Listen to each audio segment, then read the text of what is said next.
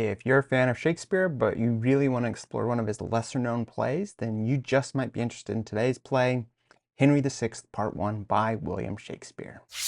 Welcome back to Spencer Reads Everything. I'm your host, Spencer Duncan, and today I'll be tackling my first Shakespeare play. This year I'm trying to read all of Shakespeare's plays, which of course includes all of his greatest hits and a whole lot of great literature that everyone's going to be familiar with, but it's also going to include some things that are not so well known. It does mean that it's going to be a little harder to discuss. And today we're going to be covering one of those plays, Henry VI, Part 1. This is Shakespeare, so it's going to be a little problematic for me to give a review of Shakespeare. That's just silly. So my goal today is to give you a little bit of a summary, although if you know anything about any Shakespeare play, it's hard to give a really good summary because one of the things that he really excels at is giving a really complicated storyline. Usually there's a relatively easy large storyline to understand, but then he has all sorts of these smaller storylines that usually add either a little bit of humor or just make it a little more complicated. On top of that, after giving a little bit of a summary, I do want to discuss this play, where it fits into Shakespeare's oeuvre as a whole, and then some personal reactions, because even though I may not be much of a Shakespearean academic, I definitely had my opinions on this play as a whole. Just to give you a brief summary, that I am definitely not reading straight from my computer because I remember this all verbatim. Henry VI Part 1 is the first of William Shakespeare's trilogy about the life of King Henry VI of England. This is a historical play which covers the period immediately following the death of Henry V as the young Henry VI ascends to the throne.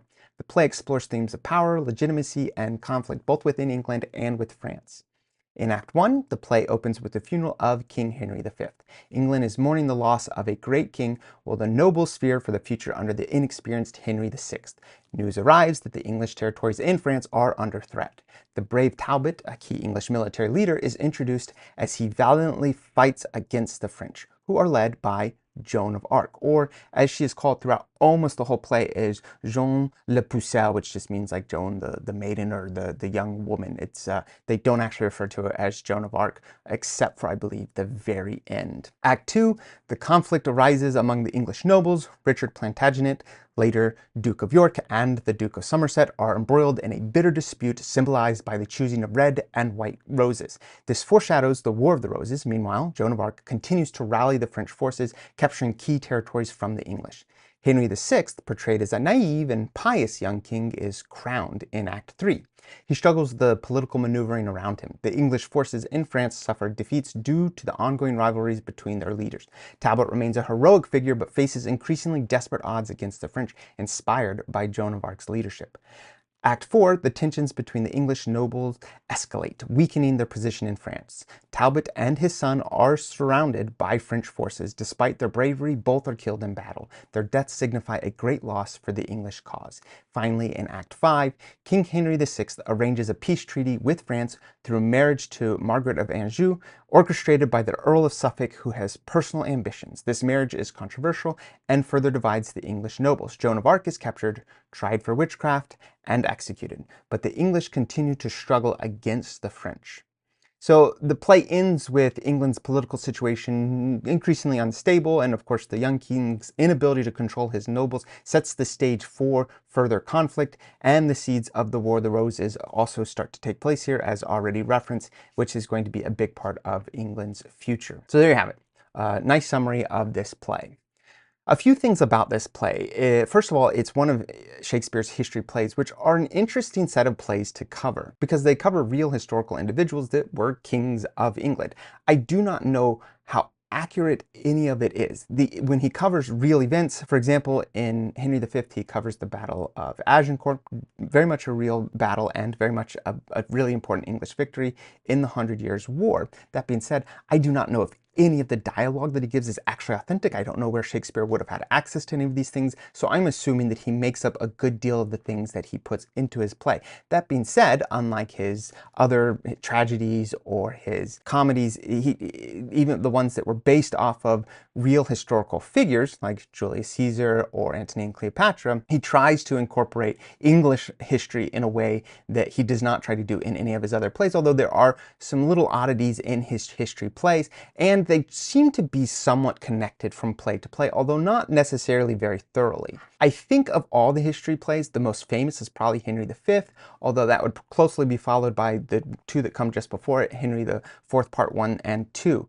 This play is probably riding a little bit off of the popularity of those plays. Unfortunately, Henry V, who was a very popular individual, not just in his day, but in Shakespeare's day, he was very popular, which would be several hundred years after the death of Henry V. But he was so popular for having been the great victor at the Battle of Agincourt that he was somebody that was constantly being referenced to and someone that was constantly being applauded. And that's one of the reasons why Henry V as a play was so popular, because it was playing off of a popular character.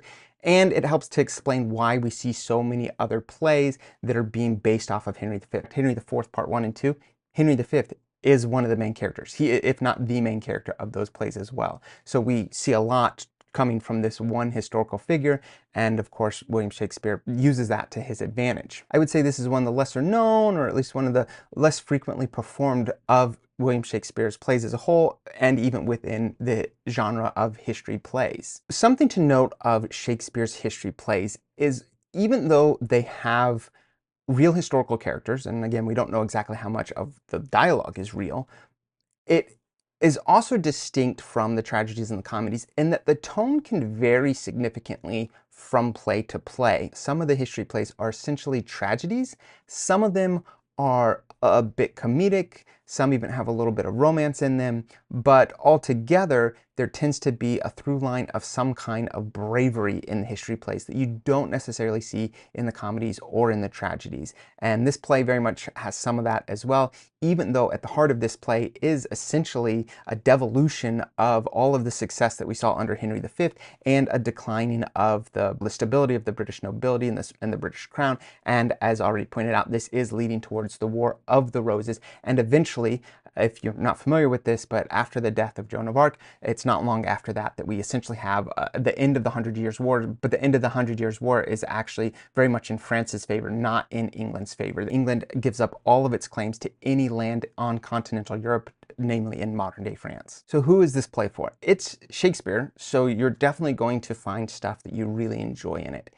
Everything Shakespeare wrote had something worth noting in it. And almost every Shakespeare play you can find at least one or two gems of things that he coined, or some kind of expression that, if it's not a well-known expression, you could probably do some effort at getting it to become a well-known expression.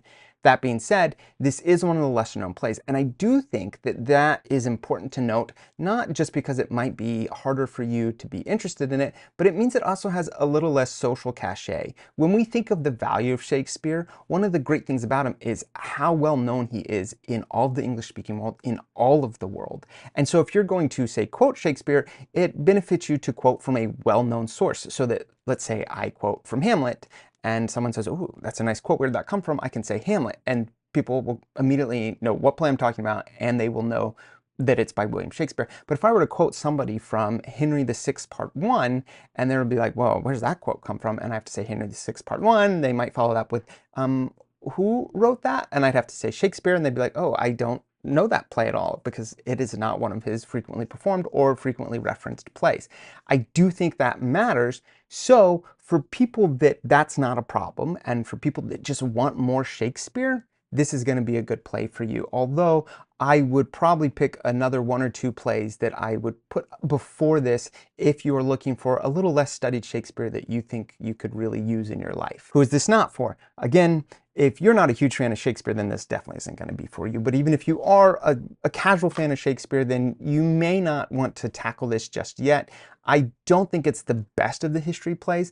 I really enjoy Henry IV, Part 1 and 2, and then of course Henry V is probably the best history play. And so if you haven't read those yet, I would go read those first before you tackle this. It's worth noting that even though Henry V is a little bit a part of this play, his character and all of the character building that you find in the three plays that precede this are not really going to be part of this. Henry VI and all the other nobles play a much bigger role, and so we're going to see a whole lot more character work that is very different from those three other plays that I think are probably three of the best history plays, and probably three of the best plays that I would recommend for someone who is a fan of Shakespeare, but they would like to be exposed to something besides his most common 5 or 6 plays. Of course, I really want to know what you guys have to think about Henry VI, Part 1, whether you've read it or this video has helped you decide that you do want to read it, or after this video you've decided, no, I'm even less interested in reading this play that I was not familiar with. Either way, please let me know in the comments. Don't forget to like, subscribe, and hit that notification button. And until next time,